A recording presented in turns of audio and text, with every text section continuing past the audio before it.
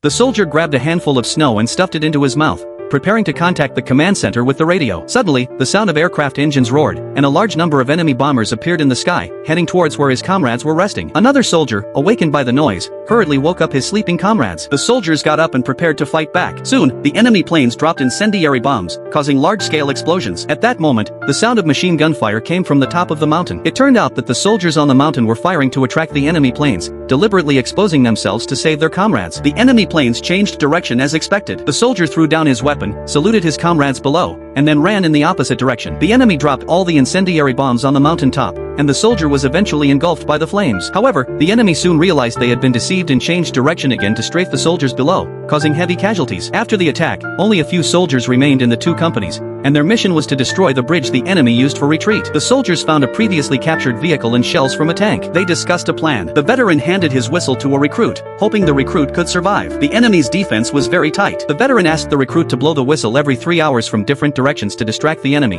while the other soldiers tried various ways to buy time for the veteran. The whistles kept sounding around the enemy base, successfully diverting the enemy's attention, while the veteran hid at a high place. Until the last whistle blew, several soldiers charged collectively under enemy fire. One soldier set the car on fire on the mountain and drove it off the cliff. The veteran took the opportunity to slide down the cliff with a shell in his arms, while the other soldiers continued to charge. Seeing the soldiers and the veteran falling on both sides, the recruit tried to go up and help, but the water pipe was full of barbed wire. In the end, after firing their last bullets, several soldiers were killed. The enemy fired shells at the burning car and strafed the soldiers. The soldier drove into the base, using his life to buy time for the veteran. The veteran successfully crossed the enemy's position, dodged the strafing, and finally landed on the bridge with the shell. The enemy surrounded the veteran, who pointed his gun at the shell. Seeing this, the enemy hurriedly fired at the veteran. In the end, the veteran shot the shell, successfully blowing up the bridge and falling off the cliff. Although the plan was successfully carried out, after this battle, only the recruit remained alive in the company.